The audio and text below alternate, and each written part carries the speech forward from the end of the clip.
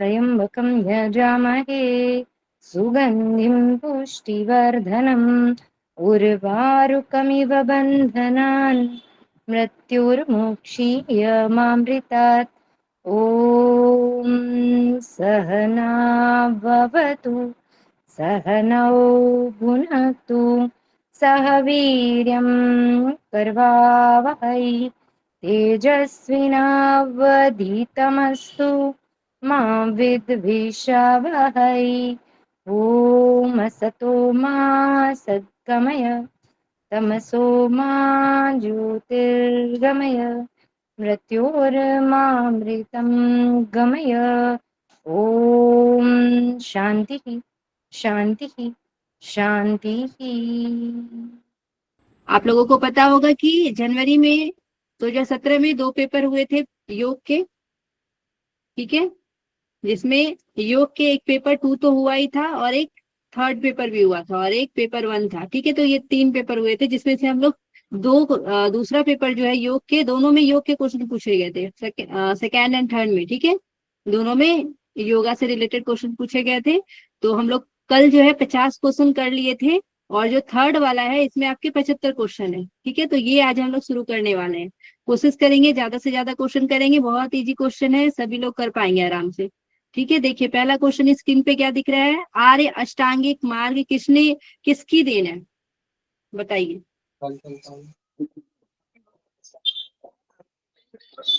बुध बुध बुध Gautam. Okay, ठीक है, बहुत अच्छा। तो गौतम बुद्ध की देन है।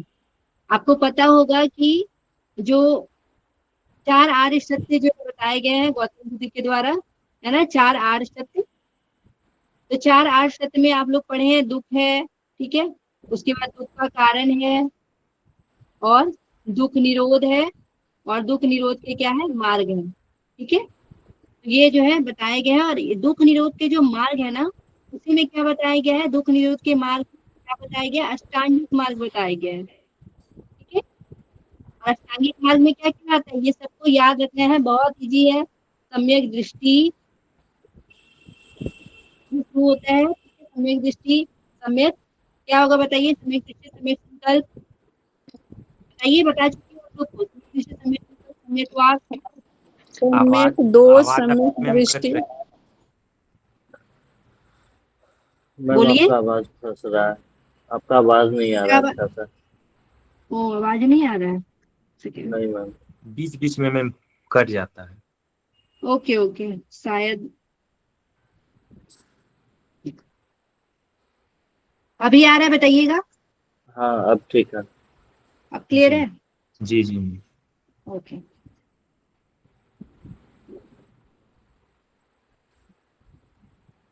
तो सम्यक दृष्टि, सम्यक संकल्प, सम्यक वाक, सम्यक क्रमान, ठीक है, और सम्यक आजीविका हो जाएगा, सम्यक व्यायाम, सम्यक स्मृति और सम्यक समाधि। ये सभी को याद होगा, ये आपके अष्टांगिक मार्ग है, ठीक है। एसी चला है। और क्या बोल रहे हैं, शिवम जी माइक बंद कर दीजिए। हाँ, अगर किन्हीं का माइक खुल जाता है तो प्लीज बंद कर लीजिएगा, क्योंकि बाकी लोगों को फिर दिक्कत होती है। सांख्य दर्शन के प्रवर्तक कौन है, तो कपिल है, ठीक है। सांख्य के मैम प्रवर्तक क्या है, कपिल। और मैम थोड़ा पतंजलि साइज जो बढ़ा है देते, पतंजलि, योग बहुत छोटा दिख रहा है। योग दर्शन। हाँ, योग दर्शन, पतंजलि का क्या है, योग योग। दर्शन, ठीक है, जिसको हम लोग क्या बोलते हैं, पतंजल योग दर्शन बोलते हैं, ठीक है। बुद्ध के बारे में पढ़ लिए हम लोग। और वशिष्ठ, एक वशिष्ठ संहिता है और जी एक योग वशिष्ठ है। योग वशिष्ठ को हम लोग महारामायण के नाम से जानते हैं, ठीक है। तो ये आपके फर्स्ट क्वेश्चन हो गया है। दूसरा क्वेश्चन हम लोग देखते हैं, निम्नलिखित में से किसको मुख्य 10 उपनिषदों में सम्मिलित नहीं किया गया है। पहला ही क्लास में हम आप लोगों को 10 उपनिषद का नाम याद करवाए, तो क्या हो जाएगा यहाँ पे, श्वेता उपनिषद जो है इसका ये क्या नंबर है, ये योग उपनिषद है, ठीक है। श्वेता उपनिषद क्या है, ये योग उपनिषद है। हम लोग 8 योग उपनिषद अपने जो है सिलेबस में देखते हैं, ठीक है, जो कि यूनिट 3 में आता है आपका। और यहाँ पे आपको क्या पूछा गया है, तो 10 उपनिषद आपको याद होना चाहिए, ठीक है। ईश, केन, कट, प्रश्न, मुंडक मुंडक, मांडुक्य मांडुक, पांडव। ऐत्रे ऐत्रे, तैत्रेय तैत्रे, तैत्रेय तैत्रे, ठीक है, छा- छांदोग्य बृहदारण्यक। और बृहदारण्यक, ठीक है। तो ये सभी को पता है सबसे बड़ा जो है उपनिषद कौन सा है, बृहदारण्यक है। और दूसरा सबसे छोटा पूछा जाएगा तो वो ईशावासी उपनिषद है जिसमें 18 मंत्र है, और मांडव्य उपनिषद जिसमें 12 मंत्र है, ये सबसे छोटा उपनिषद है। और सबसे अगर प्राचीन पूछा जाएगा तो वो आपका छांदोग्य उपनिषद हो जाएगा, ठीक है, जिसमें देवकी पुत्र कृष्ण की चर्चा मिलती है छांदोग्य उपनिषद में। और भी हम बताए थे कि टोटल जो उपनिषदों की संख्या कितनी है, 108, ठीक है। और ये भी बताए थे कि किसमें कितना है, याद है सभी को ये बातें, फर्स्ट क्लास में इसके बारे में पूरे विस्तार से बताया गया है, याद है सभी को। चलिए, अगर हम लोग 108 उपनिषद को काउंट करते हैं, एक बार मैं फिर से बता देती हूँ, ठीक है, ताकि आप लोग का दोबारा रिपीट हो जाए। ऋग्वेद के जो है पहले हम लोग देखेंगे वेद के अनुसार उपनिषद की संख्या, ठीक है। ऋग्वेद के कितने हैं, तो 10 उपनिषद हैं। यजुर्वेद को दो पार्ट में बांटा गया है, एक शुक्ल है और एक कृष्ण यजुर्वेद है, ठीक है। तो शुक्ल यजुर्वेद के कितने हैं, 19, और कृष्ण यजुर्वेद के 32 है। टोटल कितना हो जाएगा, 51, ओके। और साम वेद के कितने हैं, तो साम वेद के 16 है, और अथर्ववेद के कितने हैं, तो 31 है। टोटल कितना हो गया, टोटल कितना हो गया, 108, ठीक है। उसके बाद हम लोग क्या देखेंगे कि और भी 108 उपनिषद को अगर हम लोग देखेंगे कि संन्यास में, वेदांत में, योग के, शैव के, ये सब कितने उपनिषद है, ये टोटल मिला के जब हम लोग देखते हैं तो मुख्य उपनिषद अगर पूछा जाएगा तो कितना हो जाएगा, 10, ठीक है। संन्यास की अगर पूछा जाएगा तो कितना हो जाएगा, 17। वेदांत का अगर पूछा जाएगा तो कितना होगा, तो वेदांत का 24 है। योग का कितना होगा, तो योग का 20 है। और शैव का कितना है,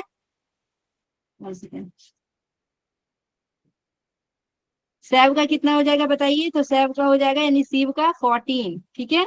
और वैष्णव का कितना हो जाएगा, तो वैष्णव का हो जाएगा 14। और लास्ट में आपके शाक्य, ठीक है, शाक्त का 9, यानी कि टोटल आप ऐड करेंगे तो 108 हो जाएगा। तो ये आप सभी को ध्यान रखना है, ओके। कम कर दीजिएगा सभी लोग। अब नेक्स्ट क्वेश्चन देखेंगे, नेक्स्ट क्वेश्चन, और यहाँ पे जैसे कि ओके, सब क्लियर हो गया।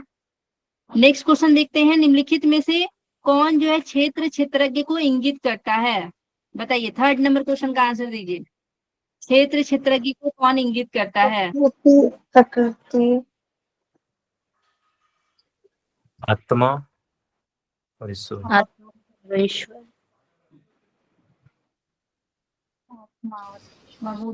प्रकृति और पुरुष महोदय, नंबर 1 प्रकृति और पुरुष। इवन पुरुष होगा ना। बोल रहे हैं। चलिए, आप लोग क्षेत्रज्ञ के बारे में ना कहाँ पे पढ़ते हैं, हम लोग भगवत गीता में पढ़ते हैं। एक अध्याय है क्षेत्रज्ञ विभाग योग, ठीक है। बहुत लोग जो पढ़े होंगे मतलब भगवत गीता में, तो आप लोग क्षेत्रज्ञ विभाग योग, जो कि 13 नंबर का चैप्टर है आपके भगवत गीता का, और उसी में बताया गया है कि क्षेत्र को शरीर बोला जाता है और क्षेत्रज्ञ को आत्मा बोला जाता है, ठीक है, शरीर और आत्मा। अब यहाँ पे देखिए, यहाँ पे कोई भी ऐसा ऑप्शन नहीं है जिसमें शरीर और आत्मा बताया गया है, ठीक है। लेकिन आप यहाँ पे अप्रोप्रिएट आंसर क्या मार सकते हैं, 2 नंबर मार सकते हैं, ठीक है। लेकिन ये क्वेश्चन जो है ये ड्रॉप होने वाला क्वेश्चन है, ये क्वेश्चन गलत है, ठीक है। तो पहले बहुत गलत क्वेश्चन पूछे जाते थे, अभी सुधार हो रहा है, तो आपको इसको ध्यान रखना है, ओके। प्रकृति पुरुष की चर्चा अगर हम लोग देखते हैं तो ये कहाँ पे मिलता है, ये सांख्य दर्शन में हम लोग को देखने को मिलता है, ओके। अब आप लोग को ये ध्यान रखना है, हम लोग भगवत गीता में आ गए, क्षेत्रज्ञ के बारे में पूछा जा रहा है, तो आपको टोटल अध्याय का नाम याद होना चाहिए ना, नाम याद।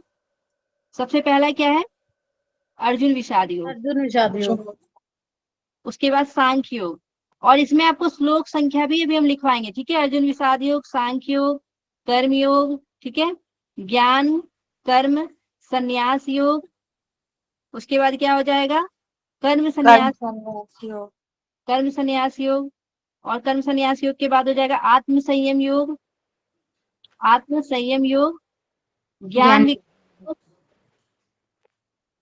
विज्ञान। आप लोग अच्छा से रिवीजन करते रहिए। यहाँ पे अक्षर ब्रह्म योग, अक्षर ब्रह्म योग, उसके बाद है राज विद्या राजगुह योग, राज विद्या राजगुह योग, विभूति योग, विश्व रूप दर्शन योग, एंड नेक्स्ट हो जाएगा भक्ति योग 12 नंबर में, 12वां अध्याय हमारा क्या है, तो भक्ति योग हो जाएगा। एंड भक्ति योग के बाद क्षेत्र क्षेत्र के विभाग योग, जो कि 13 नंबर का चैप्टर है, जिससे आपका एग्जाम में क्वेश्चन पूछा गया है। ठीक है, 14 नंबर में गुणत्रय है, गुणत्रय विभाग योग, गुणत्रय विभाग योग। और 15 नंबर में 15 चैप्टर है और पौ से ही है 15, यानी कि 15 पुरुषोत्तम योग, पुरुषोत्तम योग, पुरुषोत्तम योग 15 में। और 16 में क्या है, देव देवता असुर के बारे में संपद विभाग, देवती संपद, विभाग योग। और फिर है श्रद्धा त्रय विभाग योग। ठीक है, श्रद्धा त्रय विभाग योग, ये आपके 17 नंबर में। और 18 में लास्ट आपका क्या है, मोक्ष संन्यास योग। ठीक है, मोक्ष संन्यास योग। तो ये तो आपको चैप्टर के नाम हो गए, ये टोटल 18 चैप्टर के नाम हमने यहाँ पे लिख दिए। ठीक है, तो अर्जुन विषाद योग जो है, इसमें अगर टोटल श्लोक की संख्या देखते हैं तो 47 है। एग्जाम में अब श्लोक से भी क्वेश्चन पूछा जाने लगा है, तो आपको ध्यान रखना होगा उपनिषद में कितने मंत्र है, उस श्लोक पूछे जा रहे हैं। तो आपको यहाँ पे क्या ध्यान रखना है कि भगवत गीता के भगवत गीता में प्रथम अध्याय में कितने श्लोक है, इससे भी क्वेश्चन पूछे जा सकते हैं। ठीक है, मिलान करने वाला। तो अर्जुन विषाद योग में 47 है, सांख्य योग में श्लोकों की संख्या 72 है, कर्म योग में 43 है, एंड 42 जो है आपकी ज्ञान कर्म संन्यास योग में है, और कर्म संन्यास योग में जो है आपका 29 है। ठीक है, आत्म संयम योग में 47 नोट कर लीजिएगा, और ज्ञान विज्ञान योग में 30, अक्षर ब्रह्म योग में 28, अक्षर ब्रह्म योग में 28 है, और राजविद्या राजगुह योग में 34 है, विभूति योग, विभूति योग में कितना हो जाएगा 42, विभूति योग में 42। उसके बाद हम लोग देखेंगे विश्व रूप दर्शन योग। ठीक है, विश्व रूप दर्शन योग में कितना होगा 55, भक्ति योग में कितना हो जाएगा तो 20, क्षेत्र क्षेत्र के विभाग योग में 34, गुणत्रय विभाग योग में कितना हो जाएगा 27, पुरुषोत्तम योग में 20, और दैवासुर संपद विभाग योग में 24। उसके बाद श्रद्धा त्रय विभाग योग और मोक्ष संन्यास योग ये बचा हुआ है। तो श्रद्धा त्रय विभाग योग जो है इसमें आपके हो जाएंगे 28, और मोक्ष संन्यास योग में 78। ठीक है, अब आप लोग देख लीजिए कि सबसे ज्यादा मंत्रों की संख्या, श्लोकों की संख्या किसमें दिख रहा है।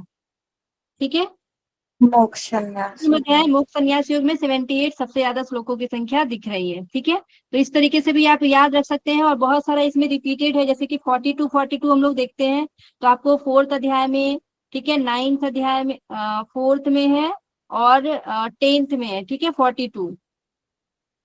उसके बाद 43 आपके कर्म संन्यास योग में है, और भी कहीं कहीं रिपीटेड है। 28 भी आपका रिपीट कर रहा है, 17वां अध्याय में 28 रिपीट कर रहा है। तो 8 और 17 ऐसे याद रखना है। राज विद्या राजगुह योग, सॉरी अक्षर ब्रह्म योग यहाँ पे 28 है आपका, और एक जो आपका श्रद्धा त्रय विभाग योग वहां पे 28 है। ठीक है, तो इस तरीके से आप लोग इसको कनेक्ट कर लीजिएगा, नोट कर लीजिएगा इसको। ठीक है, अब नेक्स्ट क्वेश्चन में हम लोग आते हैं। नेक्स्ट क्वेश्चन है आपका कि केनो उपनिषद के अनुसार यक्ष कौन है। केनो उपनिषद के बारे में आपको बताना है कि यक्ष कौन थे, यक्ष कौन है, बताइए। ब्रह्मा, ब्रह्मा, क्या हो जाएंगे तो ब्रह्म हो जाएंगे। ठीक है, केन उपनिषद के अनुसार यक्ष जो थे वो ब्रह्म थे। ठीक है, केन उपनिषद जो है, हम लोग केन उपनिषद को 3 नाम से जानते हैं। तलवकार उपनिषद के नाम से जानते हैं, तलवकार उपनिषद बोलते हैं, जैमिनीय उपनिषद बोलते हैं। ठीक है, जैमिनीय उपनिषद नोट कर लीजिएगा। उसके बाद ब्राह्मणो उपनिषद के नाम से भी जानते हैं। ठीक है, ब्राह्मणोपनिषद के नाम से भी जानते हैं। तलवकार उपनिषद, जैमिनीय उपनिषद और ब्राह्मणोपनिषद के नाम से हम लोग केनोपनिषद को जानते हैं। उसके बाद कौन सा वेद से जुड़ा हुआ है केनोपनिषद, तो साम वेद से। ठीक है, केन कान ऐसे करके याद रखे थे ना, केन कान यानी कि कान, गाना हम लोग सुनते हैं ना कान से, तो ऐसे आप इसको साम वेद से रिलेट कर सकते हैं। केन और छांदोग्य जो है उपनिषद वो आपके साम वेद से जुड़े हुए हैं, हम इसको याद करवाए थे छंद और कान से। ठीक है, और इसमें एक कहानी मिलती है ना, यक्ष के उपाख्यान की कहानी मिलती है। ठीक है, कि देवता को घमंड हो जाता है और अपने पे क्या करने लगते हैं, घमंड करने लगते हैं। वायु अग्नि और इंद्र के बारे में चर्चा मिलता है, जो घमंड वाली जो कहानी है उसमें वायु अग्नि और इंद्र, मतलब अग्नि को भी घमंड हो जाता है, वायु को भी, और सभी देवता को अपने ऊपर घमंड हो जाता है। तो इसके घमंड को चूर करने के लिए यक्ष जो है वो ब्रह्म जो है वो यक्ष के रूप में प्रकट होते हैं। ठीक है, और इसमें जात वेदा के नाम के बारे में हम लोग जानते हैं और मातृस्वा के बारे में जानते हैं। बताइए जात वेदा किसको बोलते हैं, वायु को या फिर अग्नि को? अग्नि। अग्नि को क्या बोलते हैं? जात वेदा। जात वेद। ठीक है, अग्नि को जात वेदा, और मातृस्वा किसको बोला गया है? मातृस्वा जो है इसको बोला गया है वायु को। ठीक है, तो ये भी आपको याद रखना है। और ये दोनों के घमंड को जो है यक्ष के द्वारा तोड़ा जाता है, और इंद्र को जो है सर्वश्रेष्ठ माना जाता है, क्योंकि इन्होंने ही सबसे पहले पता लगाया था कि ये यक्ष कौन है। ठीक है, तो इसीलिए इंद्र को सर्वश्रेष्ठ मानते हैं। यहाँ पे आपके ऑप्शन में अग्नि है, तो अग्नि को आपको जात वेदा ध्यान रखना है, वायु है तो मातृस्वा याद रखना है। ठीक है, और ब्रह्म ही क्या थे? यक्ष के रूप में प्रकट हुए थे, ये आप लोग को ध्यान रखना है। ओके, और केन उपनिषद जो है ना, ये ऐसा उपनिषद है जैसे कि एक प्रश्न उपनिषद में हम लोग पढ़ते हैं। प्रश्न उपनिषद सुन के ऐसा लगता है कि वो प्रश्न से शुरू हुआ है, लेकिन ऐसा नहीं है। एग्जाम में आपसे क्वेश्चन बनता है कौन सा ऐसा उपनिषद है जो कि प्रश्न से शुरू हुआ है, तो आपको याद रखना है केन उपनिषद किससे शुरू हुआ है? तो प्रश्न से शुरू हुआ है। प्रश्न कर रहा है इसमें कि मन, प्राण, वाणी, आंख, कान किससे प्रेरित होकर अपना काम करते हैं। इस तरीके से शुरुआत में ही जो है ये सवाल पूछे गए हैं, ये प्रश्न पूछे गए हैं। ठीक है, तो आपको ध्यान रखना है। देवता में अभिमान और देवी उमा हेमावती के द्वारा जो है ब्रह्म तत्व के बारे में इस उपनिषद में बताया गया है। ठीक है, और यहाँ पे एक चीज और ध्यान रखना है कि परमात्मा के लिए जो है उपासना के लिए बताया गया तप, दम और कर्म। ठीक है, परमात्मा की उपासना के लिए, ब्रह्म की उपासना के लिए क्या बताया गया है? तप, दम और कर्म बताया गया। ठीक है, तो ये सब चीज आप लोग ध्यान रखेंगे। बाकी हम लोग आगे बढ़ते हैं। नेक्स्ट हम लोग क्वेश्चन देखेंगे, उद्गीत क्या है? बताइए उद्गीत। उद्गीत की उपासना बोली है ना मैम, सो प्रणव है ना। ओके, तो ये तो पता होगा सभी को यहाँ पे कि उद्गीत का मतलब क्या होता है? प्रणव। ठीक है, उद्गीत क्या है? तो उद्गीत प्रणव को बोला गया है। छांदोग्य उपनिषद हम लोग पढ़ते हैं ना, उसमें ओमकार की चर्चा मिलती है, उद्गीत की चर्चा विस्तार से मिलती है छांदोग्य उपनिषद में। ठीक है, तो इस तरीके से इसको ध्यान रखेंगे, और प्रणव को ही उद्गीत बोला जाता है। तस्य वाचक प्रणव हम लोग योग दर्शन में देखते हैं, तस्य वाचक प्रणव। ठीक है, वहां पे बताया गया है। मैम अगर ये प्रश्न ऐसा होता कि उद्गीत की उपासना कैसे की है, तो प्राण के रूप में ना, तब। हाँ, अगर इस तरीके से रहता तो ऐसा होता, लेकिन उद्गीत यहाँ पे प्रणव हाँ, आपको ध्यान उद्गीत रखना क्या है। है? प्रणव। करेक्ट, उद्गीत क्या है? तो प्रणव। हाँ, उद्गीत क्या है तो ऐसे करके प्रणव आपको ध्यान रखना है। नेक्स्ट हम लोग देखते हैं, क्योंकि और भी उपनिषद में इसकी चर्चा विस्तार से की गई है, तो यहाँ कंफ्यूजन होता है, लेकिन आपको यहाँ पे उद्गीत क्या है जब भी पूछा जाएगा तो प्रणव लगाना है। ठीक है, अगर उपासना कैसे करते हैं इस तरीके से कुछ क्वेश्चन पूछा जाता है तो कुछ और आंसर होगा। ओके, नेक्स्ट हम लोग क्वेश्चन करेंगे, भगवत गीता के अनुसार निम्नलिखित में से कौन जो है शांति की स्थिति को प्राप्त नहीं करता है? विद्वान। तो यहाँ पे विद्वान जो होते हैं वो शांति की स्थिति को प्राप्त नहीं करता है। ऐसा भगवत गीता में बताया गया है कि इच्छा विहीन व्यक्ति, अहंकार विहीन व्यक्ति और कर्मयोगी ये शांति को प्राप्त करता है, जबकि विद्वान नहीं करता है। यानी कि इच्छा विहीन, इच्छा ही नहीं है, अहंकार भी नहीं है। ठीक है, और कर्मयोगी जो है ये क्या है? तो ये शांति को प्राप्त करता है, जबकि विद्वान नहीं करता है। चलिए 7 नंबर हम लोग देख लेते हैं। अध्यात्म प्रसाद जो है किसका परिणाम है? बताइए। निर्विचार समाधि। निर्विचार समाधि। निर्विचार समाधि। निर्विचार वैसार दे अध्यात्म प्रसादा, यही श्लोक है ना? Yes ma'am. Yes ma'am. तो अध्यात्म प्रसाद यहाँ पे बोला गया, पर यहाँ अध्यात्म प्रसाद ऑप्शन में है? बताइए मैम निर्विचार है ना, आंसर क्या इसका होगा? परिणाम है निर्विचार समाधि। निर्विचार समापत्ति होगा ना मैम। निर्विचार समापत्ति। Yes ma'am. Yes ma'am. Okay, तो यहाँ पे आपको आंसर जो है ध्यान रखना है। जैसे कि यहाँ पे अगर हम लोग देखते हैं विवेक ख्याति के बारे में, तो विवेक ख्याति की चर्चा कौन से श्लोक नंबर में की गई है? 2.26 विवेक ख्याति विप्लव हानुपाया के बारे में हम लोग पढ़ चुके हैं। एक और क्वेश्चन भी इससे बना हुआ था, दूसरा अध्याय का 26 नंबर श्लोक। ठीक है, बताए थे ना। समाधि पाद यानी साधन पाद, साधन पाद का 26 नंबर श्लोक में आपको विवेक ख्याति विप्लव हानोपाय की चर्चा मिलती है। हान का उपाय क्या है? तो विवेक ख्याति है। असंप्रज्ञात समाधि के बारे में अगर हम लोग देखते हैं तो पहला अध्याय का 18वां नंबर श्लोक में आपको मिलता है विराम प्रत्यय अभ्यास पूर्ण संस्कार से सुवर्ण। ठीक है, ये आपकी संप्रज्ञात समाधि के बारे में। अगर संप्रज्ञात समाधि के बारे में पूछा जाएगा तो 17वां नंबर श्लोक होगा। वितर्क विचार वितर्क विचार आनंद अस्मिता, यही वाला है ना, वितर्क विचार आनंद अस्मिता। Yes ma'am. ठीक है, तो इसको ध्यान रखिएगा। उसके बाद हम लोग देखेंगे आपका हो गया यहाँ पे निर्विचार समापत्ति के बारे में। उसके बाद देखेंगे हम लोग निर्विचार समापत्ति के बारे में देखेंगे, वह पहला अध्याय का 47 नंबर श्लोक में देखेंगे। ठीक है, और धर्मेश समाधि के बारे में अगर हम लोग देखते हैं तो चौथा अध्याय का 29 नंबर श्लोक में आपको बताया गया है, यानी कैवल्य पाद का 29 नंबर श्लोक में क्या बताया गया है? प्रसंख्याने अपि कुशीदस सत्ता धर्मेधा समाधि।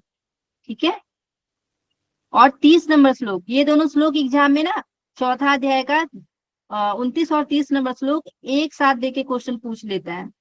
ठीक है, तथा क्लेश कर्म निवृत्ति, यानी क्लेश की निवृत्ति का उपाय क्या है? तो धर्मेद समाधि। एक क्वेश्चन कहाँ से पूछा जाता है? इसके नीचे वाला श्लोक रहता है, वो आपका क्वेश्चन बन जाता है और आंसर जो आपके 29 नंबर बन जाते हैं। तो ये ध्यान रखना है, तथा क्लेश कर्म निवृत्ति का उपाय क्या है? तो क्या लगाएंगे? धर्मेद समाधि लगाएंगे। ओके, इसको ध्यान रखिएगा। क्लियर है सभी को ये? ओके, आगे बढ़ते हैं। नेक्स्ट आपको क्वेश्चन का जवाब देना है कि सांख्य शास्त्र के अनुसार प्रकृति तत्व के घटक है, बताइए।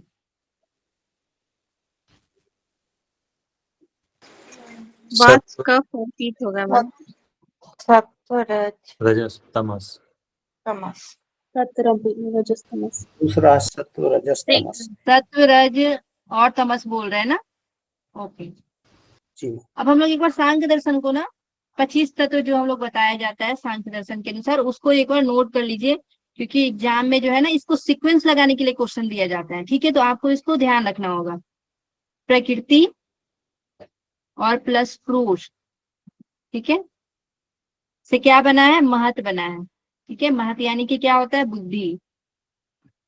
ओके, उसके बाद क्या हो जाएगा? अहंकार, और अहंकार से क्या हो जाएगा आपका? 3 चीज बनेगा, सत्व रज और तम।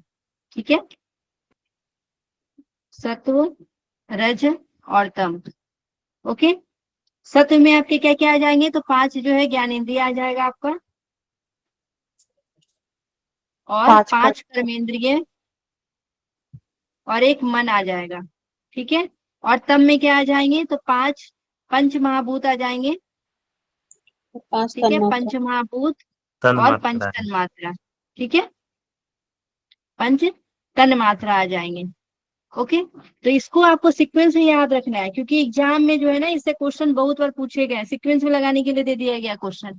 ठीक है, तो इसको ध्यान रखिएगा। अब यहाँ पे आपको आंसर भी मिल गया। सांख्य सूत्र के अनुसार प्रकृति तत्व के घटक है, तो क्या हो जाएंगे? सत्व रज और तम। अब नेक्स्ट हम लोग देखेंगे सिद्ध सिद्धांत पद्धति में योग के कितने प्रकार बताए गए हैं, बताइए। 8। अंग पूछा गया है यहाँ पे आपसे, योगा अंग। योग के कितने अंग बताए गए सिद्ध सिद्धांत पद्धति में? हम लोग जब कंपेरेटिव कर रहे थे ना, तो उसमें भी सर आप लोग को बताया होंगे। 8 अष्टांग योग बोलते हैं, अष्टांग। चतुरंग योग बोलते हैं, क्या बोलते हैं? 8 तो आपको क्या अष्टांग याद योग। रखना है? अष्टांग योग याद रखना है। ठीक है, अष्टांग। सिद्ध सिद्धांत पद्धति में आपको अष्टांग योग याद रखना है। ओके, और हठ प्रदीपिका में क्या बताया गया है? चतुरंग योग। ओके, हिरण संहिता में क्या बताया गया है? सप्तांग योग। सप्तांग योग।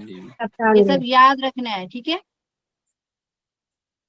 चलिए नेक्स्ट हम लोग देखते हैं। त्रिशिक में भी तो बताया गया सप्तांग योग ना? त्रिशिक किसमें? वो त्रिशिक नहीं नहीं नहीं, बिल्कुल भी नहीं, त्रिशिकी में मत जाइए, वो उपनिषद है। यहाँ पे हठ योग की बात कर रहे हैं, लेकिन फिर भी त्रिशिकी उपनिषद में जो है आपको सप्तांग योग की चर्चा ओनली एंड ओनली हिरण्य सप्तांग संहिता योग। में मिलता है। ध्यान रखने की। ये चीज ध्यान रखिएगा। नेक्स्ट आपको बताना है कुंडलिनी में स्वरूपता कितने प्रकार जो है, कितने प्रकार बताए गए सिद्ध सिद्धांत पद्धति में वर्णित है। कुंडलिनी के स्वरूपता कितने प्रकार से सिद्धांत पद्धति में वर्णित है।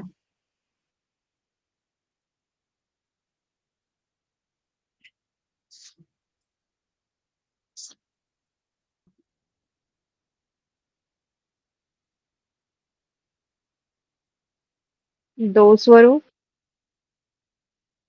यहाँ पे जब हम लोग सिद्ध सिद्धांत पद्धति में देखते हैं ना, तो सिद्ध सिद्धांत पद्धति में एक तो पहले आप लोग अभी जो मैं बता रही हूँ वो कुंडलिनी के प्रकार नहीं है, एक जागृत और सोई व्यवस्था को लेकर अगर हम लोग देखते हैं तो एक प्रबुद्ध होता है और एक क्या होता है, अप्रबुद्ध। ठीक है, तो प्रबुद्ध क्या होता है, ये आपके जागृत होते हैं। ठीक है, जागृत। और अप्रबुद्ध जो होता है क्या होता है, तो ये आपके सोई हुई अवस्था होती है। ठीक है, लेकिन जब हम बात कर रहे हैं किसके बारे में, यहाँ स्वरूपता के बारे में बोलेगा तो 3 प्रकार बताए गए हैं। ठीक है, बच्चों को इसमें बहुत कंफ्यूजन होता है, 2 लगा देते हैं आंसर, तो 3 आपको ध्यान रखना है। अधा शक्ति, ठीक है, अधा शक्ति निकुंचनाथ होता है, और दूसरा क्या होता है, मध्य शक्ति, और तीसरा क्या होता है, तो आपको याद रखना है ऊर्ध्व शक्ति। ठीक है, यानी कि अधर शक्ति नीचे हो जाएगा, मध्य शक्ति मध्य में, और ऊर्ध्व शक्ति ऊपर। ठीक है, तो ये आपको 3 जो है ध्यान रखना है स्वरूपता के बारे में कुंडलिनी के प्रकार से सिद्धांत पद्धति के अनुसार। ठीक है, अब कोई बताइए ये सिद्ध सिद्धांत पद्धति में जो है चैप्टर के नाम किन्हीं को याद है तो बताइए। 6 पटल। 6 पटल। हाँ, 6 पटल बता सकते हैं ना। पिंड उत्पत्ति, पिंड विचार, पिंड संवेद, पिंडाधार, पिंडपद समरस भाव, अवधूत योगी, पिंडपात, यही है ना। समरस भाव और अवधित योगी। ये भाव अवधूत ओके, योगी। बहुत अच्छा, तो आपको ऐसे ध्यान रखना है। अब नेक्स्ट क्वेश्चन हम लोग यहाँ पे देख लेंगे कि शिव संहिता के अनुसार सफलता के तत्वों में निम्नलिखित में से किसको सम्मिलित नहीं किया गया है। बताइए क्या नहीं है। जब हम लोग शिव संहिता पढ़ते हैं ना, तो वहां पे सफलता के 6 तत्व बताए गए हैं, तो उसमें से आपको बताना है कि इनमें से कौन सा जो है नहीं है। ठीक है, एक ही यज्ञ आपको नहीं आंसर है। लगाना है जिनमें से एक नहीं है। यज्ञ नहीं है। यज्ञ। यज्ञ, यज्ञ। ओके, तो इसका आंसर क्या हो जाएगा, यज्ञ। ठीक है, ये ध्यान रखिएगा, यज्ञ आंसर हो जाएगा यज्ञ। और बाकी दृढ़ विश्वास भी है, इंद्रियों का पर नियंत्रण भी है, मिताहार भी है। अब आपको यहाँ पे लिखना पड़ेगा कि ये 6 जो है बताए गए शिव संहिता में सफलता प्राप्ति के उपाय। ठीक है, 6 तत्व बताए गए, तो वो 6 तत्व कौन कौन से हैं। तो सबसे पहले जो है दृढ़ विश्वास होना कि हमें फल की प्राप्ति होगी। ठीक है, दृढ़ विश्वास कि हमें फल प्राप्त होगा, ये दृढ़ विश्वास होना चाहिए। दूसरा क्या है, श्रद्धा होना चाहिए किसी भी चीज को लेके। ओके, उसके बाद गुरु की पूजा। ठीक है, गुरु पूजा। और फिर क्या होना चाहिए, समता भाव होना चाहिए, समता भाव। एंड समता भाव के बाद क्या होना चाहिए, तो इंद्रिय निग्रह, इंद्रिय निग्रह। एंड क्या होना चाहिए, तो मिताहार, लास्ट में मिताहार। परिमित तो भोजन ये मिताहार। 6 बताए गए हैं, और एग्जाम में इससे भी बार बार क्वेश्चन पूछे जाते हैं। तो आपको इसको जो है सीक्वेंस में याद रखना है, इसको सीक्वेंस में भी लगाने दे सकता है। और जैसे यहाँ पे 3 दे दिया गया था और एक डिफरेंट दे दिया गया था, तो हम लोग कैसे उसको छांट लिए। तो आपको याद रखना है सबसे पहले कि अपने अंदर जो है क्या होना चाहिए, दृढ़ विश्वास होना चाहिए कि हमें जो भी फल जो है हमें प्राप्त होगा ही होगा, मेहनत करेंगे तो सफलता मिलेगी ही मिलेगी। श्रद्धा होनी चाहिए, गुरु की पूजा, समता भाव, इंद्रिय निग्रह और मिताहार। ठीक है, ये करने के लिए बताया गया 6 तत्व शिव संहिता में सफलता प्राप्ति की। ओके, शिव संहिता में जो है हम लोग देखते हैं, शिव संहिता में कितने बताए गए पटल, 5। 5 5 पटल। ठीक है, तो ये भी आपको 5 पटल जो है ध्यान रखना है।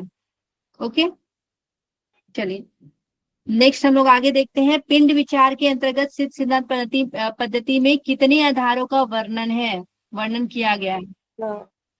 16 आधार, 16 16 आधार। 16 आधार, 16 आधार। 16 आधार की चर्चा की गई है। ओके, ठीक है, तो 16 आधार आपको ध्यान रखना है। अब 16 आधार कौन कौन से हैं, तो ये भी आपको ध्यान रखना होगा। पहले तो सिद्ध सिद्धांत पद्धति में जो है 16 आधार की चर्चा की गई, ये आपको ध्यान रखना होगा। और वो 16 आधार कौन कौन से नोट कर लीजिएगा, ठीक है। इससे भी आपको सीक्वेंस लगाने के लिए एग्जाम में दे दिया जाता है, ठीक है। सबसे पहले जो है पादांगुष्ठ, जिसको हम लोग पैर भी बोलते हैं, तो पादांगुष्ठ हो जाएगा। फिर मूलाधार है, गुदा, लिंग, उड्डयन, नाभि, हृदय, कंठ, घंटिका, दिखा नहीं रहा है, नहीं, ये 9 चक्र है ना। नहीं, घंटिका आधार बता रही हूँ। तालु, जिह्वा, भूमध्य, नासिका, नासिका मूल, ठीक है। नासिका के बाद नासिका मूल है, और फिर आपके हो जाएंगे ललाट, एंड नेक्स्ट आपका क्या हो जाएगा, ब्रह्मरंध्र, ठीक है, ब्रह्मरंध्र। ओके, तो ये आपके जो है 16 आधार बताए गए हैं, यहाँ पे आप लोग ध्यान रखिएगा। पादांगुष्ठ, मूलाधार, गुदा, लिंग, उड्डयन, नाभि, हृदय, कंठ, घंटिका, तालु, जीवा, भूमध्य, नासिका, नासिका मूल, ललाट और ब्रह्मरंध्र। ओके, तो ये 16 आधार आपको ध्यान रखना है। नेक्स्ट हम लोग क्वेश्चन देखेंगे। एक बार सभी लोग थम कर दीजिए, एक्टिव है ना सभी लोग? ओके, आदरणीय तेजी, भूपेंद्र जी, ठीक है। नेक्स्ट हम लोग क्वेश्चन करेंगे, हठ रत्नावली में कितनी जो है शोधन क्रियाएं वर्णित की गई है, बताइए। बहुत इजी क्वेश्चन है। 8 तो क्या हो जाएगा, हम लोग सब जगह क्या पढ़ते हैं, षट क्रिया पढ़ते हैं, लेकिन यहाँ पे जब लोग हठ रत्नावली में आते हैं तो वहां पे आपको अष्ट क्रिया के बारे में बताया गया है, ठीक है। लेकिन हठ प्रदीपिका में हम लोग और घेरंड संहिता में, ठीक है, घेरंड संहिता में, दोनों में क्या पढ़ते हैं, 6 षट क्रिया के बारे में पढ़ते हैं, ठीक है। लेकिन यहाँ पे अष्ट क्रिया के बारे में हम लोग पढ़ते हैं। ओके, ये दोनों का डिफरेंस आपको ध्यान रखना है। अब यहाँ पे अष्ट क्रिया क्या क्या बताया गया है, चक्री, नौली, धौती, नेति, बस्ती, गजकर्णी, त्राटक और कपालभाति, या फिर मस्तक भ्रांति भी हम लोग उसको बोलते हैं, ठीक है। इसको नोट कर लीजिएगा, इसका भी सीक्वेंस आपसे पूछा जाता है। चक्री, नौली, धौती, नेति, बस्ती है, ठीक है, बस्ती, उसके बाद है गजकर्णी, और फिर क्या हो जाएगा, त्राटक और मस्तक भ्रांति यानी कि कपालभाति, ठीक है। मस्तक भ्रांति को ही कपालभाति बोला गया है। तो ये 8 बताए गए हैं, ठीक है। और जैसे अगर हम लोग देखते हैं हठ प्रदीपिका और घेरन संहिता में, तो धौती, बस्ती, नेति, नौली, त्राटक और कपालभाति, लेकिन वहां भी त्राटक और नौली का डिफरेंस अलग अलग है दोनों में, ठीक है। ये बात भी आपको ध्यान रखना है। लेकिन यहाँ धौती, नेति, यहाँ वाला सीक्वेंस सेम है। अब यहाँ पे 2 डिफरेंस जो है ना वो आपको याद रख लेना है। हठ रत्नावली में गजकर्णी की चर्चा और चक्री की चर्चा, ये केवल आपको कहाँ पे मिलेगा, ओनली एंड ओनली कहाँ मिलेगा, हठ रत्नावली में मिलेगा। रत्नावली। ओके, जी मैम थोड़ा क्लियर है साइज सभी बढ़ा को? पाएंगे क्या?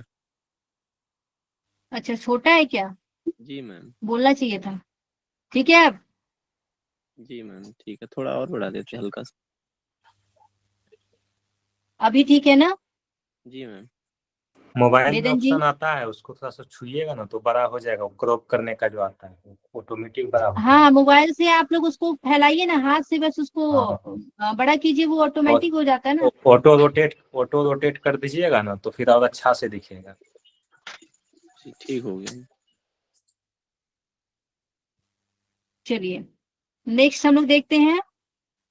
यहाँ तक क्लियर है सभी का? एक बार थम कर दीजिए सभी लोग। ओके, नेक्स्ट हम लोग देखेंगे निम्नलिखित में से कौन सा हार्मोन शरीर में फाइट एंड फ्लाइट रिस्पॉन्स को एक महत्वपूर्ण भूमिका निभाता है। हम लोग अभी तक 2-3 दिन क्लास किए हैं ना, तीनों दिन ये क्वेश्चन आपके आए हैं। मैं मतलब बताई हूँ, क्वेश्चन एड्रेनल। नहीं आया है, मैं इसके बारे में बताई हूँ। एड्रेनलिन पहला। पहला, ठीक है, एड्रेनलिन, जो हमारा एड्रिनल ग्रंथि है ना, एड्रिनल ग्रंथि से ही स्ट्रेस हार्मोन निकलता है, ठीक है। एड्रिनलिन एंड नॉन एड्रिनलिन दोनों होता है, लेकिन यहाँ पे मुख्य अगर देखेंगे जो कि फाइट एंड फ्लाइट को रिस्पॉन्स करता है वो आपके क्या है, तो एड्रिनलिन है, ठीक है। ये आपको ध्यान रखना होगा। ओके, ये दोनों जो है आपके जो किडनी है ना, किडनी के ऊपर आपका एड्रिनल ग्रंथि होता है, ठीक है। अगर हम लोग देखेंगे यहाँ पे ग्रोथ हार्मोन के बारे में, ठीक है, तो ये पिट्यूटरी से निकलता है ग्रोथ हार्मोन, ये आपके पिट्यूटरी से निकलता है।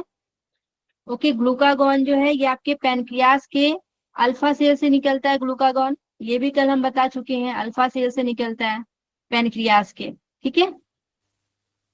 तो ये सब भी आपको ध्यान रखना है।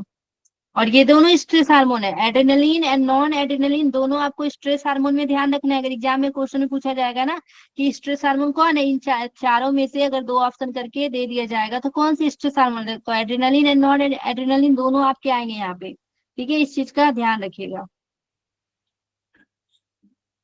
चलिए नेक्स्ट क्वेश्चन हम लोग देख लेते हैं, सर्केडियन रिदम्स के अध्ययन को क्या कहते हैं। बहुत इजी क्वेश्चन है, बता दीजिए।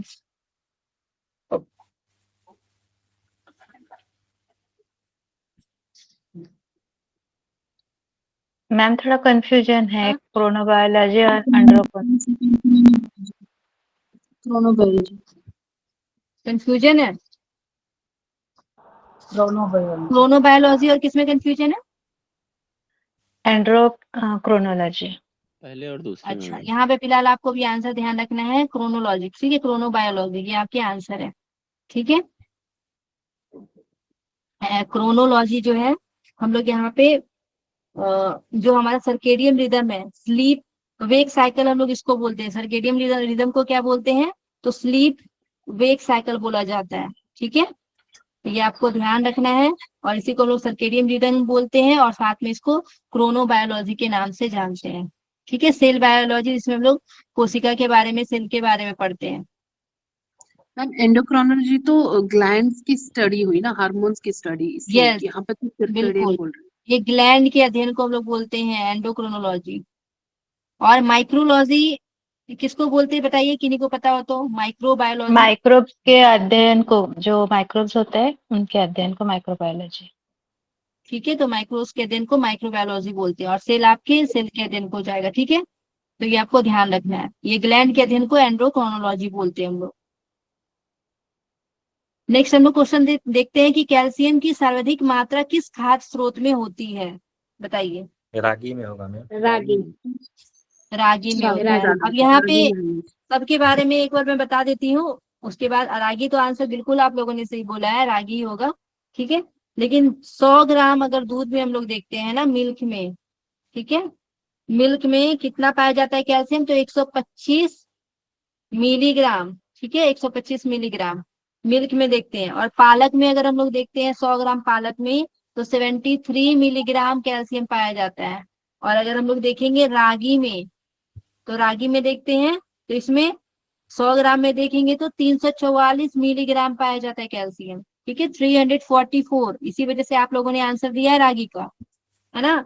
और केला का अगर देखते हैं तो केला में अगर 100 ग्राम देखेंगे तो 100 ग्राम में आपका जो है 5 मिलीग्राम कैल्शियम पाया जाता है। तो आपको सीक्वेंस में लगाने के लिए नेक्स्ट एग्जाम में दे सकता है ना इससे, तो क्या हो जाएगा, सबसे पहले रागी हो जाएगा अगर सीक्वेंस में लगाएंगे तो, उसके बाद क्या हो जाएगा, अगर हम लोग बड़ा से छोटा की ओर जाए तो रागी हो जाएगा, और रागी के बाद क्या हो जाएगा, दूध हो जाएगा, और दूध के बाद पालक, और पालक के बाद आपका क्या हो जाएगा, केला। केला। ठीक है, तो इस तरीके से भी क्वेश्चन दिए जाते हैं एग्जाम में, तो आपको हर चीज के लिए एक्टिव रहना है। ओके,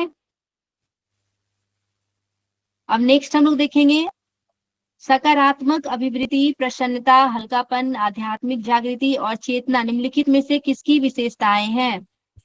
बताइए। सत्वगुण। सत्वगुण। सत्वगुण।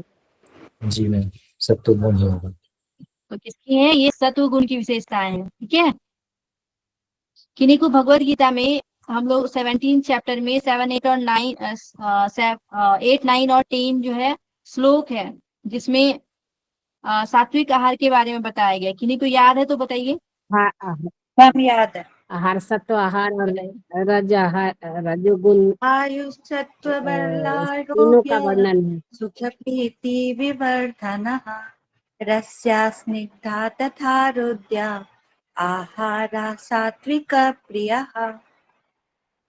ठीक है, तो आपको देखिए इस तरीके से आपको श्लोक याद रखना है। 17 अध्याय का 8वां, 9वां और 10वां नंबर जब हम लोग श्लोक देखते हैं भगवत गीता का, तो वहां पे आपको सत्व, रज और तम यानी कि सात्विक, रास्तिक और तामसिक आहार के बारे में बताया गया है। ठीक है, उसी में प्रसन्नता की चर्चा बताया गया। आयु शत्रु बलारोग्य सुख प्रीति विवर्धना रस्या स्निग्धा स्थिर हृदय आहार सात्विक प्रिय। ठीक है, वो तो आहार के बारे में है। और भी हम लोग देखते हैं तो सकारात्मक अभिवृद्धि, ठीक है, पॉजिटिविटी, प्रसन्नता, हल्कापन, आध्यात्मिक जागृति, ये सब किसके गुण होंगे? ये तो आपको पढ़ के ही समझ में आ रहा होगा कि ये शत्रुगुणी के लक्षण है। ठीक है, तो आपको ध्यान रखना है। नेक्स्ट क्वेश्चन हम लोग देख लेंगे। आदि शब्द से आप क्या समझते हैं? बताइए, आदि शब्द से क्या समझते हैं? दूसरा, मनोमय कोष से उत्पन्न हुए मानसिक और भावनात्मक विकास। ऑप्शन दो मैम। मनोमय कोष से उत्पन्न हुए मानसिक भावनात्मक विकार। जब हम लोग देखिए, एक चीज बताती हूँ आपको, हम लोग योग वशिष्ठ पढ़े हैं। ठीक है, योग वशिष्ठ के बारे में थोड़ा थोड़ा मैं बताई हूँ आपको क्लास में। ठीक है, और भी लोगों को पता होगा।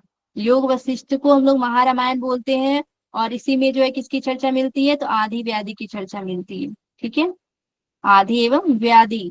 व्याधि जो आपका क्या होता है? शारीरिक होता है। ठीक है, और आदि जो क्या होता है वो मानसिक होता है। ठीक है, तो यहाँ पे बहुत अच्छे से बताया गया है आपको आदि और व्याधि के बारे में। आपको हमेशा ध्यान रखना होगा कि मन से उत्पन्न जो रोग होता है बाद में वो किस रूप में प्रवृत्त होता है? व्याधि के रूप में। सबसे पहले कोई भी चीज होता है ना, वो आपका मानसिक लेवल पे होता है। जैसे कि हम लोग कल पढ़ रहे थे ना, विषयों के चिंतन से आसक्ति, आसक्ति से कामना, कामना से क्रोध, क्रोध से सम्मोह, सम्मोह से स्मृति विभ्रम, और स्मृति विभ्रम से बुद्धि का नाश, और बुद्धि का नाश होने से पुरुष अपनी स्थिति में गिर जाता है। तो ये जो है पूरी मानसिक प्रवृत्ति को बताता है, जो कि आपका भगवत गीता के दूसरे अध्याय का 62-63 नंबर श्लोक है। तो यही मन से रिलेट, शुरुआत में क्या हो? विषय का चिंतन। विषय का चिंतन कहाँ करेंगे? मन में हमारा क्या है? बहुत चंचल हो रहा है, किसी विषय को का चिंतन कर रहे हैं। ठीक है, विषय के चिंतन से क्या हो रहा है? उसके प्रति राग होता जा रहा है, आसक्ति हो जा रहा है, फिर उसके प्रति कामना होता है, और जब पूरा नहीं होता है कामना तो क्रोध उत्पन्न हो जाता है। ठीक है, क्रोध से क्या होता है? सम्मोह, मूढ़ा भाव उत्पन्न हो जाता है। फिर स्मृति में भ्रम आ जाता है, आपको उसके प्रति क्या जो सही विचार रहता है गलत उस स्मृति आ जाती है आपके मन में। ठीक है, और लास्ट में क्या हो जाता है? पुरुष की बुद्धि का नाश हो जाता है। तो यहाँ पे मानसिक लेवल पे हम लोग जो है योग वशिष्ठ में आदि व्याधि के बारे में बताया गया, और सबसे पहले यही बताया गया कि अन्न में, प्राण में, मनो में, विज्ञान में और आनंद में भी जो है हम लोग पढ़ते हैं। तो आपका जो है रोग की शुरुआत कहाँ से होती है, तो वो आपको ध्यान रखना है। ठीक है, हम लोग का जो मनोमय कोष है, मनोमय कोष से अगर सूक्ष्म प्रक्रिया देखते हैं तो विज्ञानमय कोष से शुरू होता है, लेकिन मनोमय कोष से क्या होता है? मानसिक जो है स्थिति हमारी खराब होनी शुरू हो जाती है। वहीं से आपका वात, पित्त और कफ का क्या हो जाता है?